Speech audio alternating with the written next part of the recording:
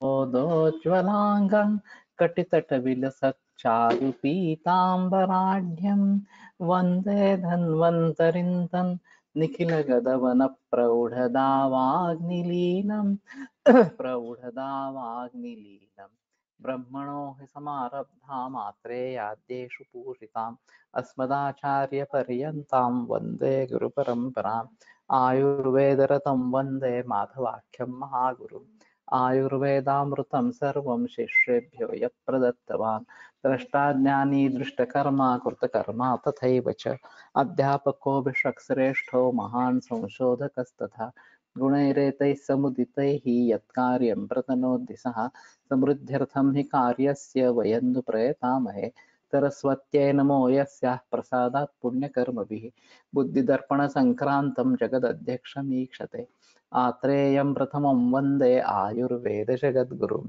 आयुर्वेदामृतं सर्वं गृहीत्वा हि सुरेश्वरात् अग्निवेशादिकेभ्यो यत्प्रयच्छत् मुनिसत्तमः प्रथमं तन्त्रकर्तारम् अग्निवेशं नमाम्यहम्।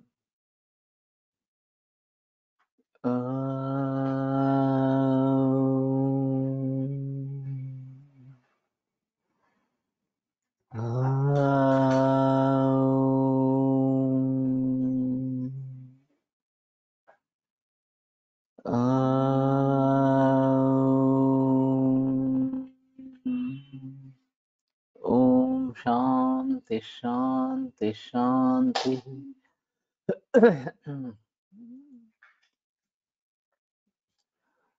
सताम् उपासनं सम्यक् असतां परिवर्जनं मृतचर्योपवासौ च नियमाश्च पृथग्विधाः धारणं धर्मशास्त्राणां विज्ञानं विजने रतिः। तो धर्मशास्त्रों का धारण विज्ञान और विजन में रति विजन में प्रीति इस प्रकार से तो एकांतवास प्रिय इस प्रकार का होना विषयेषु अरतिर जो विषय है इंद्रियों के उनके बारे में अरति उनको सहन नहीं होना उनसे पीड़ा इस प्रकार की होना मोक्ष व्यवसाय मुक्ति के बारे में निश्चय हो जाना पराधृति ही और धृति जो है वो श्रेष्ठ इस प्रकार की जो कंट्रोलिंग पावर इस प्रकार की है या मन पर नियंत्रण रखने की शक्ति है वो श्रेष्ठ इस प्रकार के होना कर्मणाम असमारंभ नया कुछ भी कर्म शुरू नहीं करना कुर्तानांच परीक्षया और जो कर्म हुए हैं पिछले जन्मों में इस जन्म में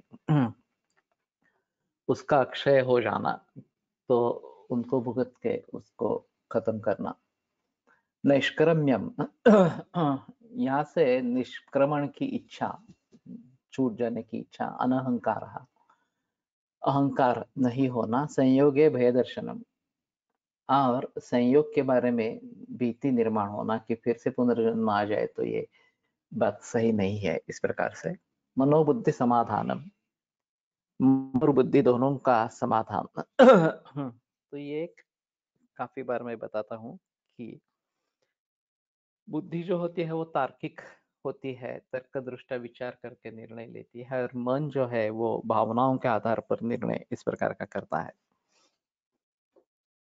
तो कई दफा ऐसा होता है कि मन कुछ निर्णय कर लेता है भावनाओं के वश में आकर, और बुद्धि कहते रहते हैं नहीं ये बराबर नहीं है, इस प्रकार से। और कभी तार्किक दृष्टि से हम कुछ निर्णय करते हैं और मन कहता है कि नहीं ये बराबर नहीं है, भावना की दृष्टि से देखा जाए तो सही नहीं है, इस प्रकार से। तो दोनों का समाधान होना जरूरी इस प्रकार का है कि मन भी प्रसन्न हो और बुद्धि भी उसको ठीक माने, इस प्रकार से। तभी हम आश्वस्त रहेंगे, नहीं तो फिर बेचैनी रहेगी कि भावनाओं के जरिए या फिर तार्किक दृष्टि से बेचैनी रहेगी, और फिर सुख नहीं पाएंगे, इस प्रकार से। तो दोनों का समाधान होना जरूरी है। अर्थ तत्व परीक्षणम, अर्थ के तत्वों का परीक्षण इस प्रकार से। तत्व स्मृति रूपस्थानात् सर्वम एतत् प्रवर्तते, और तत्व स्मृति जागृत रहती है तो फिर ये सभी बातें हो सकती है।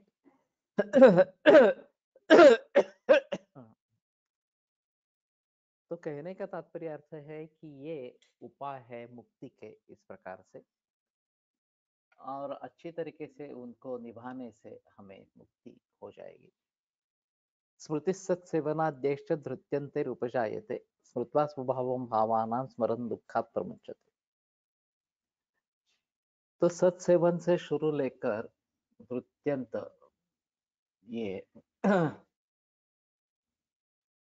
सभी से स्मृति होती है। तो सताम उपासनम सम्यक और पराधृति ही, ये जो है उनके बीच में सभी जो भाव इस प्रकार के है, उनसे स्मृति निर्माण होती है, और भावों का स्वभाव जानकर या समझकर या स्मरण में रखते हुए स्मरण दुःखात् प्रमुच्यते, कि हम दुख से मुक्त होते हैं, इस प्रकार से। कल ज्ञानेश्वर माउली में ये गोरोबा विठल की भजन में दंग होके अपने ही पुत्र को कुचल देता है, अपने पांव के नीचे मार देता है, इस प्रकार का प्रसंग था। तो ये इतनी बड़ी परीक्षा भगवान भी लेते हैं, ऐसा वहां पे दिखाया है। तो स्मृत्वा स्वभावं भावानां स्मरन् दुःखात् प्रमुच्यते, भावों का स्वभाव का स्मरण, भावों के स्वभाव का स्मरण करके दुख से मुक्ति इस प्रकार की होती है। तो प्रकृतिस्थेषु भूतेषु उपेक्षणम, ये बात हमारे यहाँ भी बताई गई है, और प्रकृति रेह मरणम, ये चक्रपाणी स्पष्ट करते हैं। वक्ष्यन्ते कारणान्यष्टो स्मृतिरेरुपजायते। तो 8 कारण है जिनके जरिए स्मृति निर्माण होती है। निमित्त रूप ग्रहणात्म, तो उसका जो भी कारण है उसको देख के स्मृति हो जाती है, अरे ये इस प्रकार का कार्य मुझे करना था, वगैरह वगैरह, इस प्रकार से। तो कारणों को देखकर स्मृति, कार्य की स्मृति इस प्रकार की होती है। सादृश्य, सदृश उस प्रकार के अगर कोई चीज हम देखेंगे तो उससे भी याद आ जाती है, अरे ये इस प्रकार का गो सदृशो गवयः, ये याद आकर ये गवाह है, ये बात होती है। सब विपर्य, और केवल सादृश्य से ही नहीं, उसके बिल्कुल विपरीत विसदृश ऐसा देख के भी स्मृति उसके बारे में हो जाती है। सत्वानुबंधात, सत्वानुबंध होने से, कि पिछले कभी ये देखा था, अभी शायद ये जाति स्मर के बारे में होगा कि पिछले जन्म में जो सत्व था वही अभी जन्म इस जन्म में है, तो उसके अनुबंध से अभ्यासात, ये स्मरण करने की अगर कोशिश करेंगे, अभ्यास करेंगे उसका, ज्ञान योगा उसके बारे में कुछ ज्ञान इस प्रकार का हो गया तो स्मृति हो जाती है। पुनः श्रुता, पुनः एक बार श्रवण करने से भी श्रुति होती है। दृष्टा श्रुतानुभूतानां स्मरणा स्मृतिरुच्यते। दृष्ट श्रुत और अनुभूत इनके स्मरण से स्मृति बताई जाती है।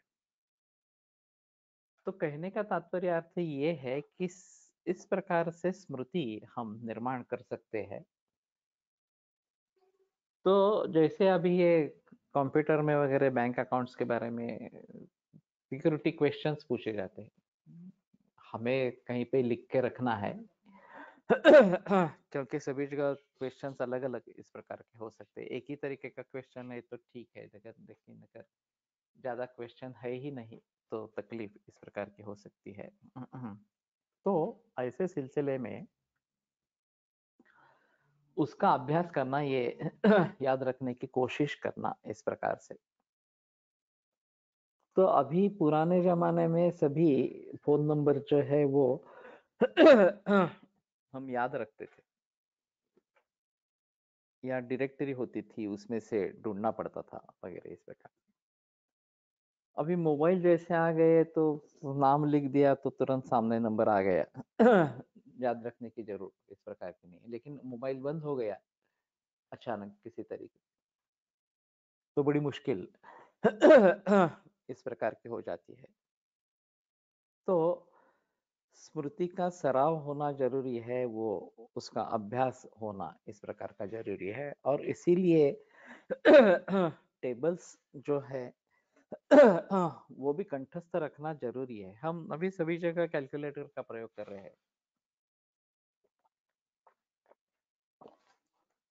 छोटे छोटे गणितों के लिए कैलकुलेटर की जरूरत नहीं है, लेकिन वो भी हम भूल गए हैं। और विदेशों में खास करके अगर कंप्यूटर बंद है या कैलकुलेटर बंद है तो कुछ नहीं हो सकता सभी व्यवहार जो है वो चलेंगे नहीं। तो अभी इनके बारे में, अल्जाइमर जैसे डिसीज में इनके बारे में सोचने की जरूरत है कि स्मृति कैसे हम निर्माण कर सकेंगे। तो कुछ बातें दिखाकर, पढ़ाकर, सुनाकर इस प्रकार से याद दिलाने की कोशिश करेंगे तो शायद ये बात रहेगी। और हमें यंत्रों के पूरी तरीके से अधीन नहीं होना है इस प्रकार से।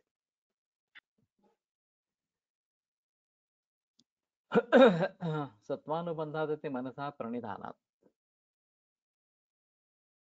स्मर्तव्य स्मरणाय प्रति प्रणीत मनाः स्मर्तव्यं स्मरति। तो ये केवल मन की उपस्थिति वहां पे होना और ये मुझे याद करना है, ऐसा अगर करेंगे तो ये बात इस प्रकार की हो जाएगी। एतत्तदेकमयं मुक्तिर्मोक्षस्य दर्शितं तत्त्वस्मृतिबलं येन गता न पुनरागताः। तो तत्वस्मृति बल ये एक अयन, ये एक मार्ग है मुक्ति का, जो मोक्ष का, जो मुक्त लोगों ने बताया है।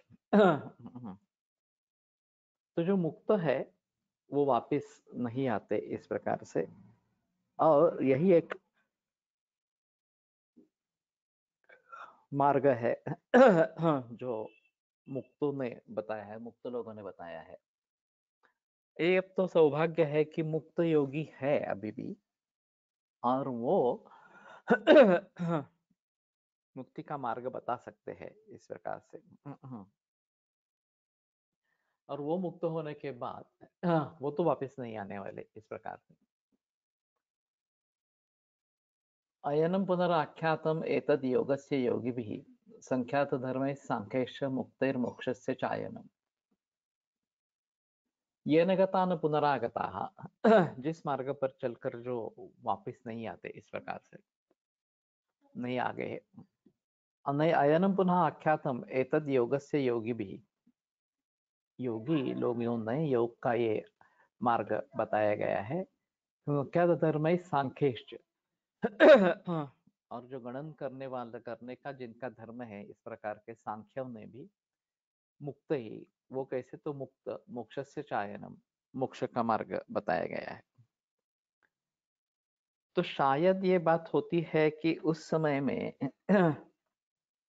वेदांत का उतना प्रचार प्रसार नहीं हुआ था, और ये सभी जो है वो सांख्य योग और न्याय वैशेषिक, इनके आधार पर ही ये सब तत्व ज्ञान बताया गया है।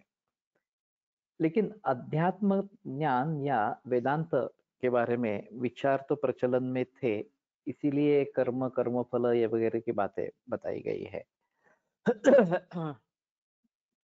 तो लेकिन सांख्यों का यहाँ समर्थन इस प्रकार का है, और उन्होंने मुक्ति का मार्ग बताया है। मुक्त इस प्रकार के सांख्य योगियों ने मोक्ष का मार्ग बताया है, ये इस प्रकार से कहते हैं। बाद में शंकराचार्य ने सभी का खंडन किया और केवल वेदांत यही मार्ग आगे रहा। सर्वं कारणवत् दुःखम् अस्वं चानित्यमेव च न चात्मकौतुकं तद्धि तत्र च उत्पद्यते स्वतः यावन्नोत्पद्यते सत्या बुद्धिर्नैतद् अहं ज्ञेया नैतन्ममेति विज्ञायं ज्ञः सर्वम् अतिवर्तते। सर्वं कारणवत् दुःखम, जो भी कारणवत है, जिसका भी कारण है, वो सभी दुख है। अस्वम, हमारे अधीन नहीं है। अनित्यमेव च, और अनित्य है। न च आत्मकौतकं तद्धि तत्र चोत्पद्यते स्वतः। वो ये आत्मकृत इस प्रकार का नहीं है, आत्मा के द्वारा किया गया इस प्रकार का नहीं है। तत्र च उत्पद्यते स्वतः, उसमें स्वभाव इस प्रकार का निर्माण हो जाता है। ये मेरे लिए है, मेरे अधीन है, इस प्रकार की भावना उत्पन्न होती है। यावन् नोत्पद्यते सत्या बुद्धि, कब तक? जब तक सत्या बुद्धि उत्पन्न नहीं होती। न एतदहम यया नैतन्वमेति विज्ञाय यः सर्वम् अतिवर्तते। तो ये मैं नहीं हूँ, और जिस सत्या बुद्धि के कारण न एतदहम, मैं ये नहीं हूँ, न एतन्मम, ये मेरा भी नहीं है, मेरा नहीं है, इति विज्ञाय ज्ञः सर्वम् अतिवर्तते। ये जानकर ज्ञ व्यक्ति जो है वो सभी को पार कर जाता है और मुक्त इस प्रकार का हो जाता है। तो जिसका जिसका भी कारण है, वो सभी दुख है, अस्व है, अनित्य है, आत्म, और वह आत्मकृत नहीं है, इस प्रकार से। तो कहने का तात्पर्य अर्थ ये रहेगा कि केवल परमात्मा तत्व ही सत्य है, और जो ये सत्या बुद्धि जब निर्माण हो जाती है, तो मैं ये नहीं हूँ, ये मेरा नहीं है, इस प्रकार का ज्ञान होता है। और फिर न्यू व्यक्ति जो है इस ज्ञान को पाने वाला, वो सर्वमति वर्तते, वो सभी को पार करके जाता है। तस्मिन् चरम संन्यासे समूला सर्ववेदनाः संज्ञा ज्ञान विज्ञाना निवृत्तिम यान्ति अशेषतः। तो उस प्रकार के चरम संन्यास में सर्व वेदना समूला, सभी प्रकार की वेदनाएं, यहाँ वेदना का मतलब अनुभूति इसी प्रकार का है। सुख संवेदना हो, दुख संवेदना हो, संज्ञा ज्ञान विज्ञान, और उसकी संज्ञा भी नहीं रहती, ज्ञान भी नहीं रहता, विज्ञान भी नहीं रहता। निवृत्तिम याति अशेषता, अशेषता निवृत्तिम यान्ति। तो सभी प्रकार की वेदना कुछ भी शेष न रखते हुए निवृत्त हो जाती है। तो आगे ये ज्ञान वगैरह भी बात नहीं रहती, क्योंकि ज्ञाता ज्ञेय ज्ञान, ये जो त्रिपुटी है, वो भी एक रूप इस प्रकार की हो जाती है। मैं ही खुद जानने वाला, मैं ही ज्ञान, और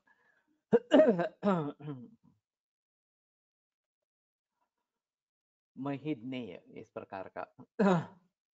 तो ये बातें जब हो जाती है, तो वो संन्यास, चरम संन्यास इस प्रकार का है। और सभी की निवृत्ति इस प्रकार की हो जाती है। अतः परम ब्रह्मभूतो भूतात्मा नोपलभ्यते निसृत सर्वभावेभ्यः छिन्नं यस्य न विद्यते ज्ञानं ब्रह्मविदां चात्र नाद्यस्तद ज्ञातुमर्हति। इसके बाद वो ब्रह्मभूत हो जाता है, भूतात्मा नोपलभ्यते, और भूतात्मा या जीवात्मा उपलब्ध नहीं होता, उसका फिर से जन्म नहीं होता। निसृतः सर्वभावेभ्यः, सभी भावों से वो निकल जाता है आगे। चिन्नम यस्य न विद्यते, और उसका कोई लक्षण इस प्रकार का नहीं होता। ज्ञानम ब्रह्मविदां चात्र नाज्ञः तद ज्ञातुम अर्हति, ये ब्रह्मविद जो लोग हैं उनको ये ज्ञान इस प्रकार का होता है। नाज्ञः तद ज्ञातुम अर्हति, अन्य व्यक्ति जो है वो उसको जान नहीं सकती। तो हम सौभाग्यशाली है कि हमें आयुर्वेद पढ़ते पढ़ते इस प्रकार के मोक्ष के बारे में भी जानकारी होती है, और मोक्ष प्राप्ति ये हम हमारा जीवित ध्येय इस प्रकार का रख सकते हैं, और कहीं और जाने की जरूरत नहीं है। इसी चरक का भली भांति अध्ययन करके हमें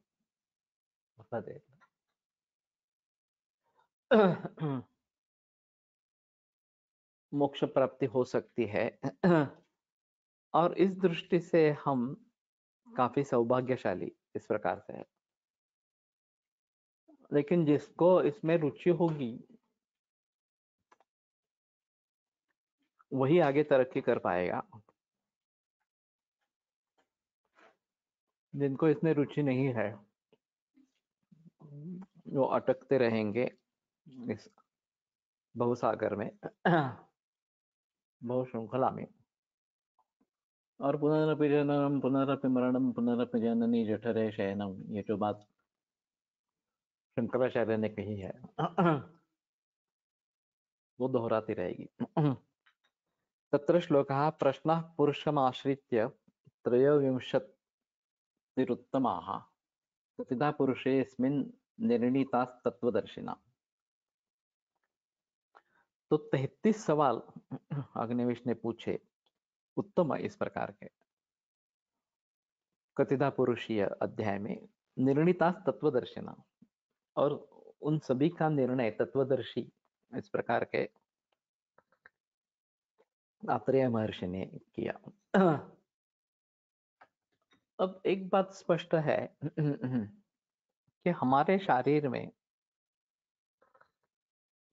शरीर को महत्व दिया ही नहीं है। हम शारीर स्थान कहते हैं और सभी ये जो बातें अभी तक कही गई वो शरीर को छोड़कर, शरीर केवल पंचभौतिक है इतना ही बताया, बस बाकी कुछ नहीं बताया। उसके बाद सभी बातें आत्मा, मन, बुद्धि, अहंकार वगैरह के बारे में बताई गई। और जब हम एनाटॉमी फिजियोलॉजी की बात करते हैं वहां केवल शरीर के 33 नॉट 33, 33 ऐसा होगा, ये त्रयोविंशति यानी कि 23।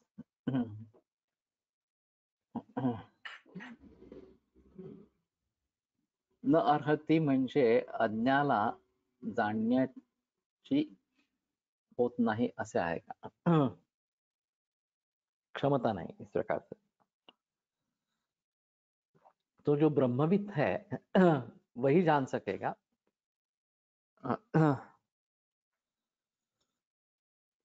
जो ब्रह्मविद नहीं है वो नहीं जान सकेगा, उसको ये इच्छा। लेकिन न अज्ञा बताया गया है, निच्छु इस प्रकार से नहीं बताया गया। तो इच्छा तो होनी है तभी जानेंगे। तो ये बड़े आश्चर्य की बात है कि शरीर के बारे में कोई बहस ज्यादा नहीं है, और फिलहाल होता है ऐसे कि जब 12वीं उत्तीर्ण होकर आयुर्वेद में आते हैं, आयुर्वेद योग जैसे प्राचीन शास्त्रों के बारे में कुछ भी जानकारी नहीं है, तो फिर एनाटॉमी और फिजियोलॉजी हमारे लिए सबसे अहम विषय होते हैं, क्योंकि हमें उसका पूर्व परिचय होता है। और मेडिकल में आए हैं तो शरीर का बारे में ज्ञान होना जरूरी है, ये तार्किक दृष्टिया योग्य है। लेकिन सिर्फ उसी के बारे में ज्ञान होना है या उससे भी महत्वपूर्ण ये सब बाकी चीजें हैं। तो ये डिफरेंशिएटिंग लाइन है एलोपैथी और आयुर्वेद में। और जो भी अन्य साइंसेस इस एनाटॉमी फिजियोलॉजी पर निर्भर है, उन सभी के लिए ये एक महत्वपूर्ण मुद्दा इस प्रकार का रहेगा। और मैं मानता हूं कि माइक्रोस्कोप की खोज इसका अहम योगदान इस चीज में है। एक बार सूक्ष्म भावों का ज्ञान होने लगा, जो केवल दृष्टि से नहीं हो रहा था, केवल नयनों से नहीं हो रहा था, तो उन भावों की तरफ देखने का तरीका ही पूरी तरीके से बदल गया। और फिर आगे सोनोग्राफी, ये फिर स्कैन, एमआरआई वगैरह वगैरह, ये सब बातें आ गई, जिसके आधार पर केवल भौतिक दृष्टिकोण बन गया शरीर को देखने का। और जो भी तरक्की हुई है एलोपैथी की, वो एनाटॉमी के आधार पर बनी है, हुई है। फिर भी नए नए किस्से सामने आ रहे हैं कि ये अभी एक नया अवयव कुछ सोच रहे हैं इंटेस्टाइन से रिलेटेड, इस प्रकार से इतने वर्षों के बाद ये नई खोज इस प्रकार से कुछ आ रही है। तो कहने का तात्पर्य अर्थ ये है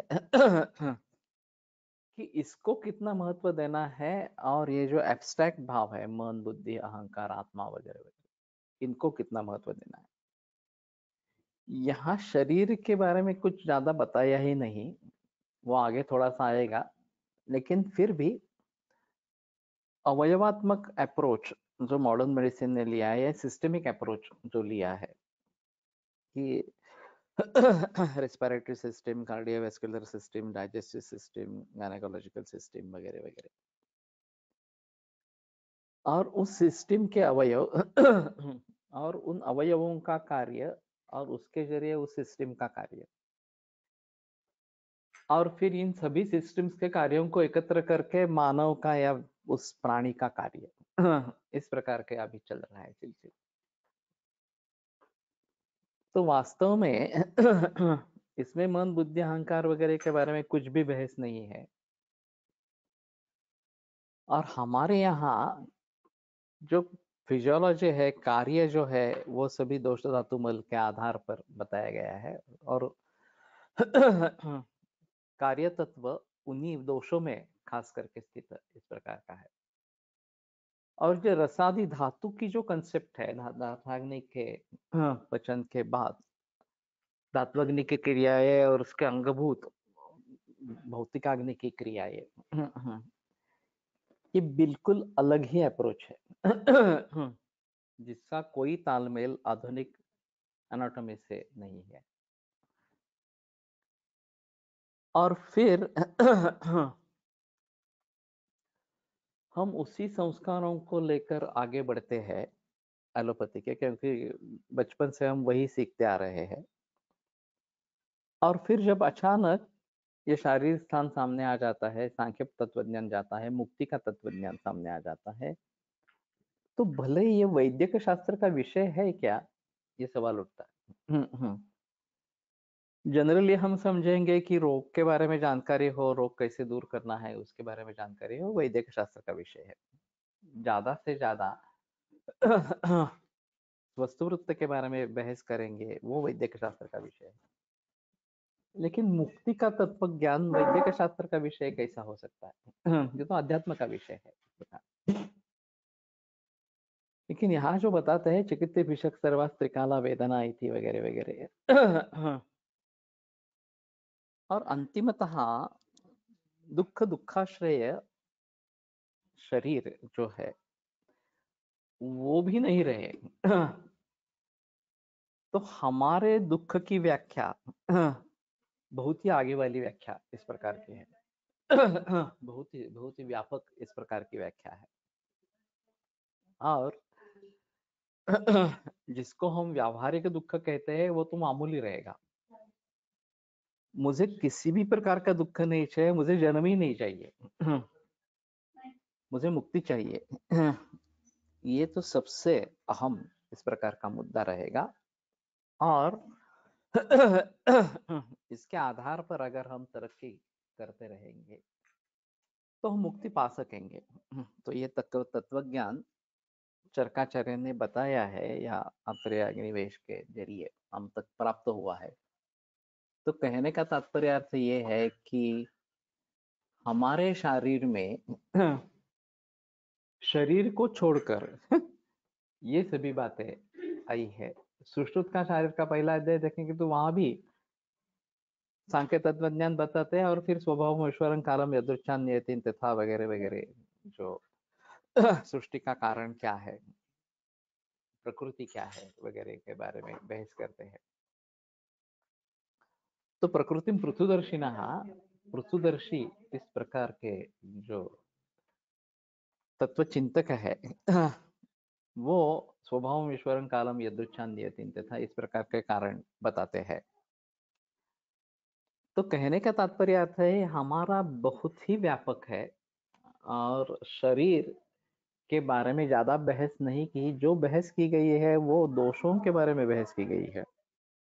दोष साम्य दोष वैषम्य इसके बारे में बहस की गई है और उसको अगर हम ठीक करेंगे तो रोग के बारे में हमें ज्यादा सोचना नहीं पड़ेगा।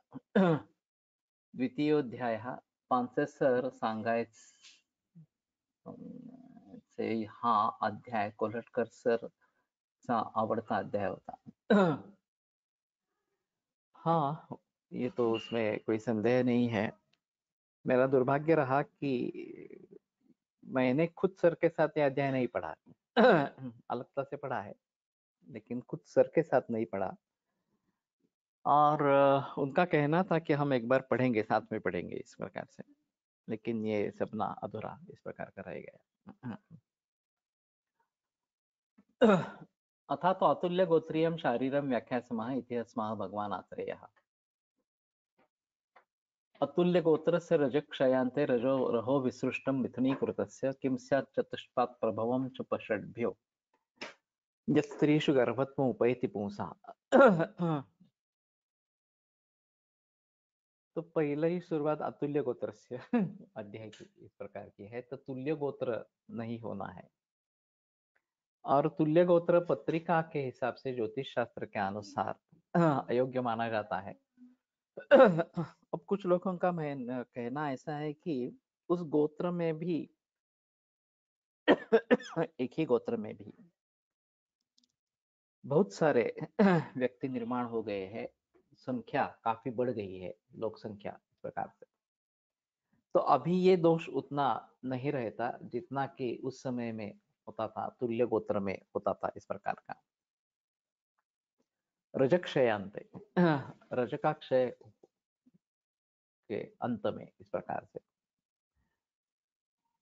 तो अभी ये बताना जरूरी पड़ता है कि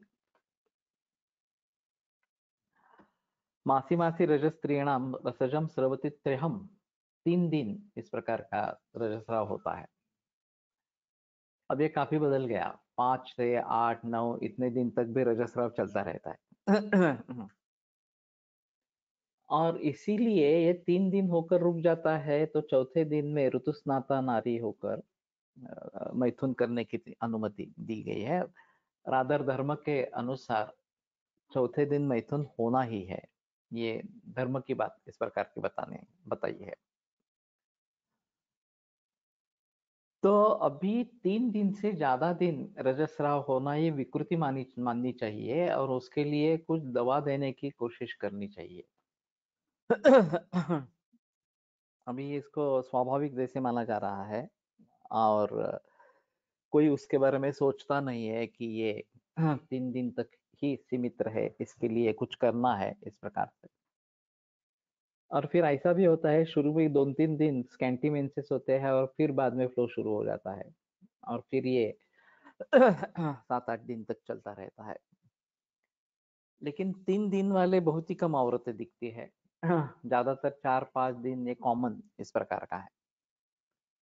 तो रजक्षय अंते रजक्षय होने के बाद ये रुक जाने के बाद रहो विसृष्टम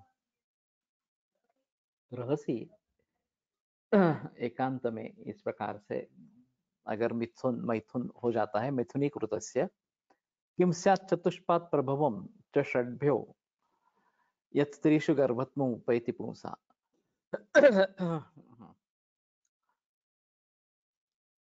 तो 6 से षड्भ्या इस प्रकार से एक बार तो देखते हैं रज प्रवृत्त्यन्ते अन्ते इति पदेन रज प्रवृत्तिः प्रवृत्तित्रयं निषेधयति रहो विसृष्टमिति विजने विसृष्टं शुक्रविसर्गस्य विजने एव प्रतिबन्धक लज्जाभावात् सम्यक् भवति इति रहाः इति अनेन दर्शयति। तो रहो विसृष्ट इस प्रकार का होगा तो लज्जा का अभाव इस प्रकार का होगा और सम्यक विसृष्ट इस प्रकार का होगा। मिथुनीकृतस्य इति अनेन सम्यङ् मैथुनप्रयोगं दर्शयति विपरीतसुरतादींश्च निषेधति। तो उत्ताना तन्मना योषित तिष्ठेदंगैः सुसंस्थितैः यही प्रॉपर आसन बताया गया है, प्रॉपर स्थिति बताई गई है।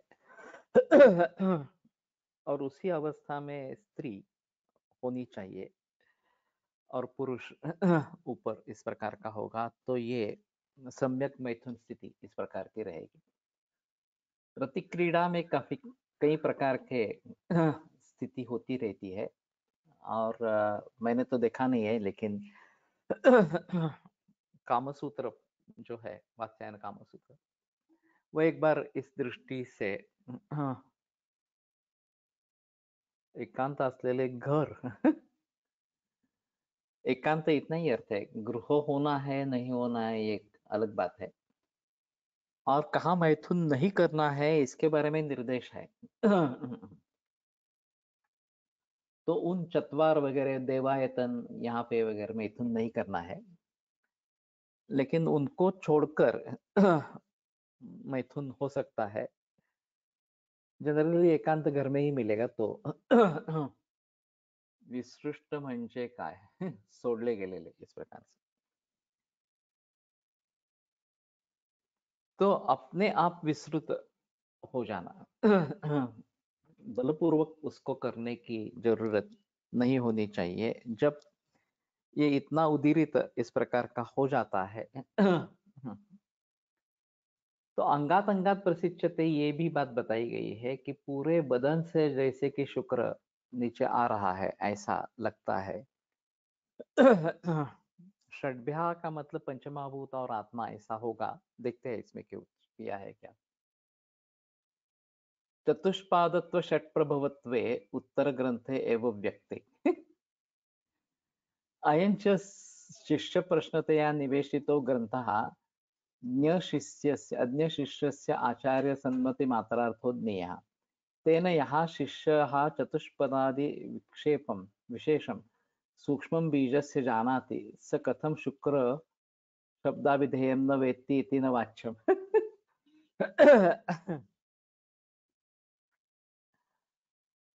किं स्यात् चतुष्पाद प्रभवं च षड्भ्या यत्रितु स्त्रीषु गर्भत्वम् उपैति पुंसः।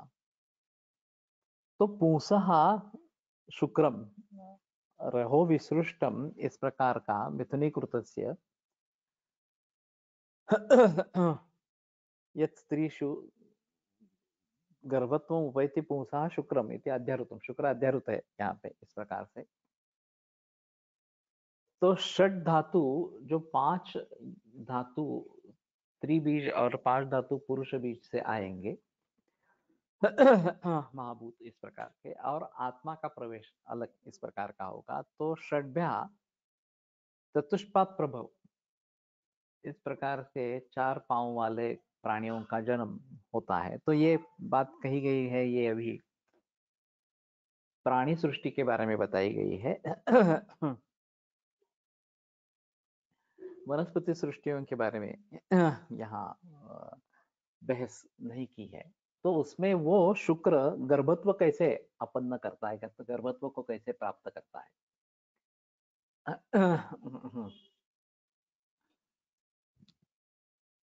तो ये सवाल पूछा गया है, तो कथम शुक्र शब्दाभिधेयम न वेत्ति इति न वाच्यम। तो उसको शुक्र शब्द मालूम नहीं है, ऐसे तो बात नहीं है। लेकिन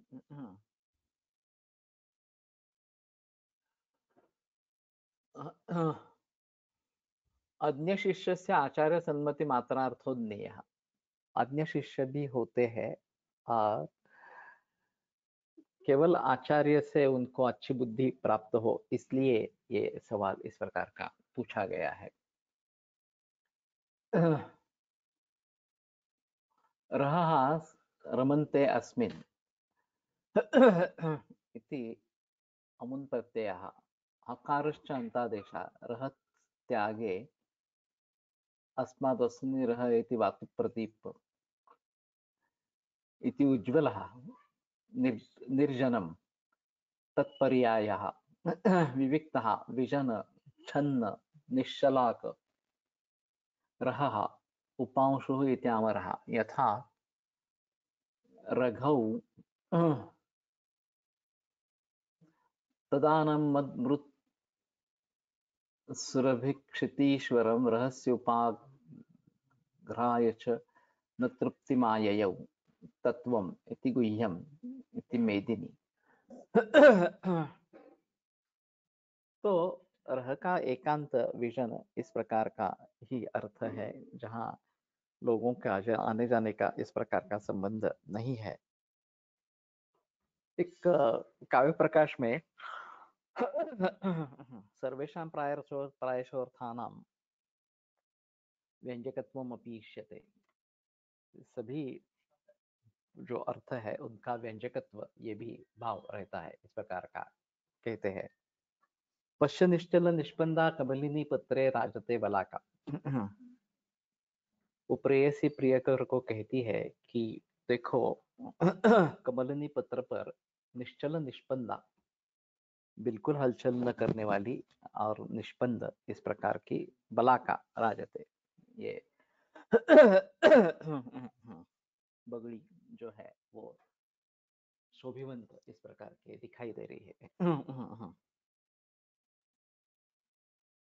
तो वैसे देखा जाए तो ये वर्णन है कि हाँ देखो ये इस प्रकार से है, बलाका शोभिवंत है यहाँ पे। लेकिन इसका व्यंग्यार्थ है कि ये निश्चल निष्पन्द बलाका है, तो कहने का तात्पर्य निर्जन स्थान है, यहाँ कोई आता जाता नहीं इस प्रकार से। और इसलिए ये संकेत स्थल है हमारे लिए, कल हम इसी जगह पे मिलेंगे इस प्रकार के। तो संकेत स्थल विदम, ये संकेत का स्थान है, ये बताने के लिए पश्च निश्चल निष्पन्दा कबलिनी पत्रे राजते बलाका इस प्रकार का बताया गया। मातृगृहोपकरणम अद्य गृहे नास्ति शिष्टं त्वया तोद्भण किं करणीयम एवमेव न मातरस्थायी। इसमें भी इसी प्रकार का व्यंग्यार्थ है कि वो लड़की अपनी माँ से पूछती है कि घर के लिए कुछ सामान अगर लाना है तो मुझे जल्दी बता देना, ये सूर्य ऐसा ही टिकने वाला नहीं है, सूर्यास्त होने वाला है। तो उसके पहले जाकर मैं वो सामान खरीद के ले आऊंगी। तो किसी को लगेगा कितनी अच्छी लड़की है, माँ का कितना ख्याल करती है वगैरह वगैरह इस प्रकार से। लेकिन वास्तव में ऐसा है कि उसको बहाना चाहिए बाहर जाने के लिए और प्रियकर को मिलने के लिए। तो माता से अनुमति लेकर एक बहाना मिल जाता है कि कुछ सामान लाना है, और फिर वहां बाहर मिल लेंगे प्रियकर को इस प्रकार से। तो काव्य में ये बात होती रहती है कि सर्वेषां प्रायशो अर्थानां व्यंजकत्वम् अपि इष्यते। तो निकले रहस्य इससे, तो रहा एकांत स्थानम, ये अर्थ है। और वहाँ ये मैथुन कर्म के लिए अच्छा इस प्रकार का रहेगा। मैंने एक केस बताई थी मेरे यहाँ कि एक ही कमरा था और पति पत्नी और पति की माँ रहते थे, और बीच में एक सिर्फ पर्दा रहता था। माँ किचन की तरफ सोती थी और ये दोनों पर्दा लगाकर बाहर सोते थे।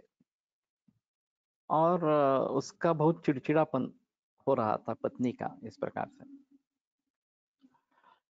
तो जब मैंने पूछा तो ये बात ध्यान में आई। और उसका कहना था कि हमें एकांत इस प्रकार का नहीं मिलता, क्योंकि पर्दे से उतनी प्राइवेसी नहीं होती है इस प्रकार से। और ये फिल्म थी मुंबईचा जावई, इसमें भी यही सिलसिला दिखाया था कि एक ही घर में एक ही रूम में तीन तीन कपल्स है इस प्रकार से, और केवल पर्दा बीच में इस प्रकार का है। तो ये एकांत नहीं होता, रहस्य नहीं होता। तो मैंने उनको सुझाव दिया कि आप पार्टीशन बनाओ लकड़ी का। तो ये उन्होंने कर लिया, और फिर उसका चिड़चिड़ापन कम हो गया। तो ये बात ध्यान में रखनी है कि इस प्रकार से प्रॉब्लम्स होते हैं और हमें उसके बारे में कुछ पता ही नहीं है। हम जो लोग हैं वो बड़े अच्छे घरों में रहते हैं, अलग कमरा रहता है, तो कोई ज्यादा प्रॉब्लम दिक्कत नहीं होती।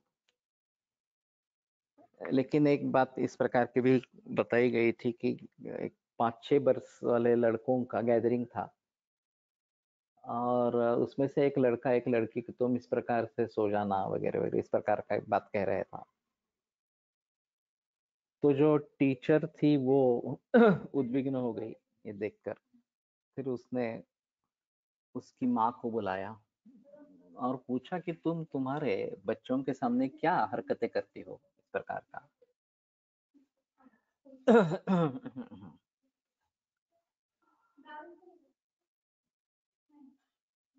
चतुष्पाद सा अर्थ वायु अग्नि भूमि आप असा होतो। कहाँ पे आया है?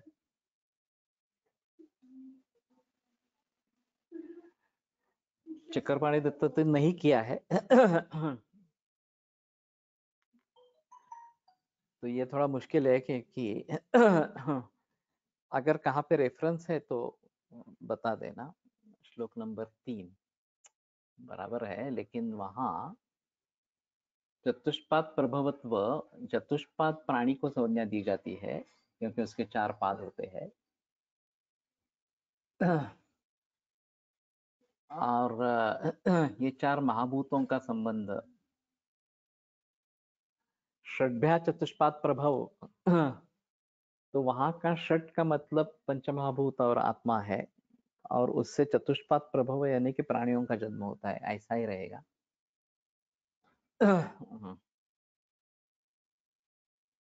हाँ ठीक है। वायवग्ने भूम्य भूम्य गुणपादवत्त षड्भ्यो रसेभ्यो प्रभवश्च यस्य। तो षट का मतलब रस है यहाँ पे, और आगे ही है। ठीक है।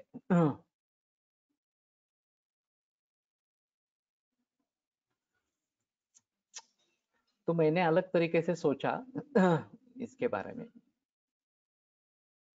कि चतुष्पाद प्रभव ये प्राणियों का इस प्रकार का निर्माण, और षड्भ्या ये पंचमहाभूत और आत्मा इसके जरिए होता है।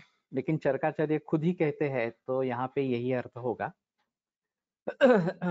लेकिन केवल पूर्व सूत्र पढ़ने से ये शायद मैंने जैसे अर्थ किया उस प्रकार का अर्थ होगा। तो ठीक है, अभी काफी समय बीत चुका है बीच में, और मुझे याद नहीं रहा। और ये दूसरा अध्याय जो है वो उतना पढ़ा नहीं जाता जितना पहला पढ़ा जाता है। तो इसी के आधार पर चलते हैं, पुढील श्लोक, अगला श्लोक है उसी के आधार पर चलते हैं। तो मैं बात कर रहा था कि सेक्सोलॉजिस्ट होते हैं, अभी आधुनिक विज्ञान के आधार पर ही होते हैं, और उनकी भी बड़ी जरूरत समाज में है। क्योंकि हमें इसके बारे में, वो मैं बात बता रहा था कि तो उसने उस लड़के के माँ को बुलाया और पूछा, तो उल्टा हुआ, वो माँ को तो लज्जा वगैरह नहीं, उसको गुस्सा आ गया और उसने कहा कि तुम हमारे जैसे एक कमरे में रह के देखो तो तुम्हें पता चलेगा। ऐसा कहकर वो निकल गई वहां से। तो ये भी बातें होती है और हमें उसके बारे में कुछ पता नहीं चलता। जरा पंखा ला सकते हैं? हमें उसके बारे में कुछ पता इस प्रकार का नहीं चलता, इसलिए सेक्सोलॉजी के बारे में थोड़ा सोचना जरूरी पड़ेगा। शुक्रं तदस्य प्रवदन्ति धीराः यद्धीयते गर्भसमुद्भवाय वायवग्न भूम्य गुणपादवत्तत् षड्भ्यो रसेभ्यः प्रभवश्च तस्य। तो वो उसको शुक्र कहते हैं। यद्धीयते गर्भ समुद्भवाय, गर्भ के निर्माण के लिए जिसका आधान किया जाता है। धीयते का मतलब नहीं तो आरोप्यते, हाँ।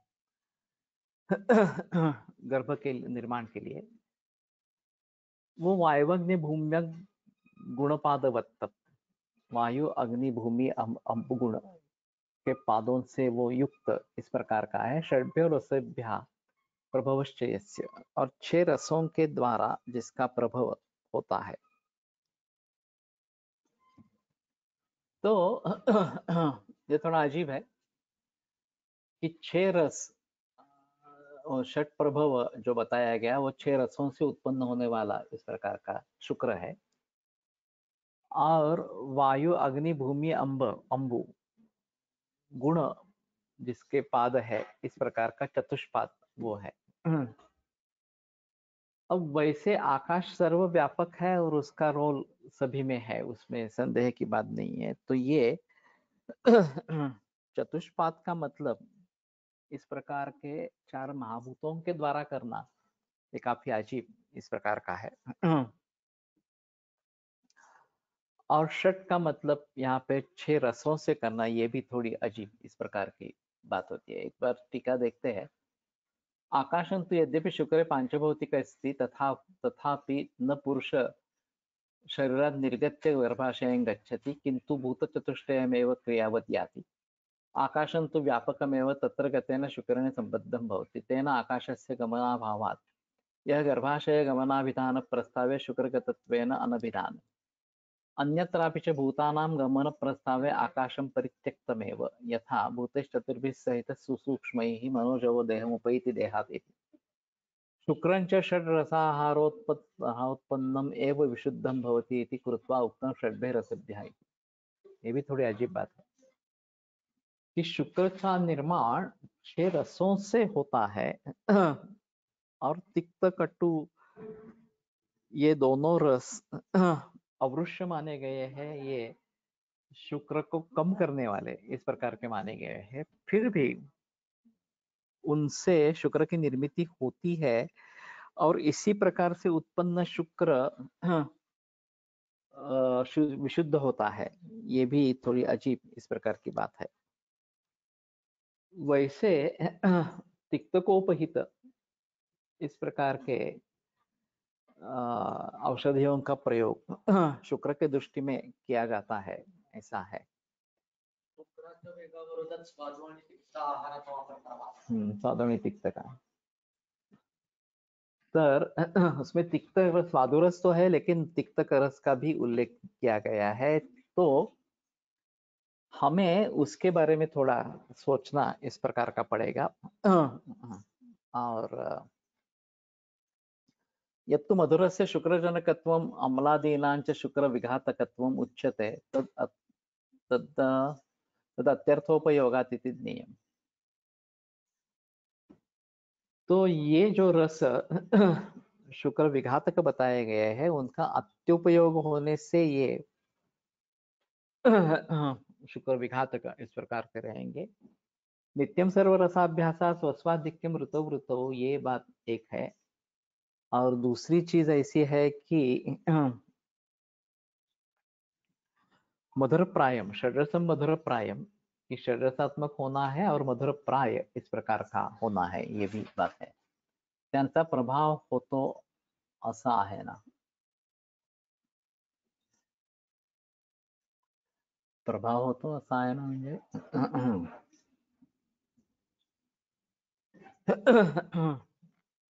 वास्तव में 6 रस आवश्यक है, उसमें संदेह की बात में, और रस और दोष डायरेक्ट संबंध है। वैसे रस और धातु इसके बारे में कहीं कहीं बहस की गई है, ऐसा है थोड़ा सा। और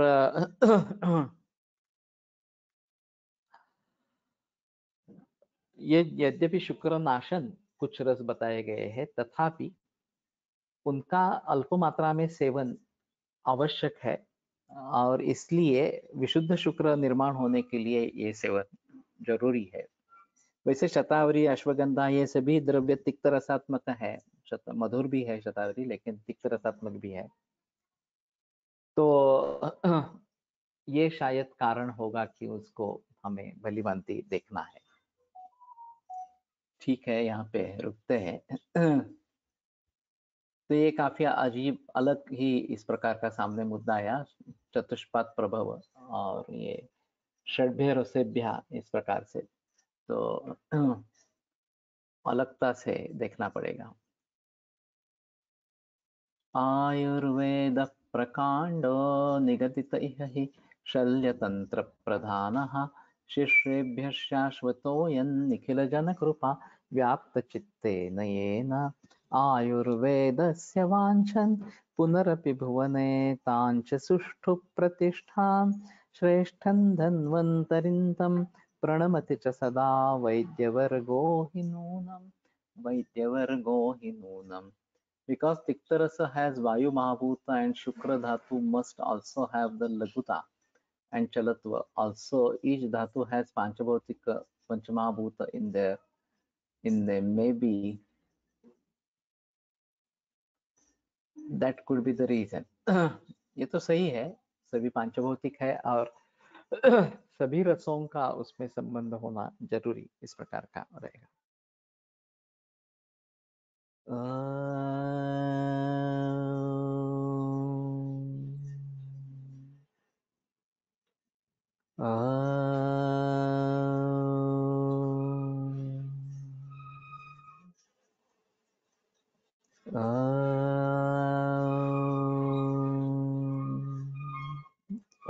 शांति शांति शांति। विरम्यते व्याख्यान व्यापारात्। श्वः पुनरपि मिलिष्यामः।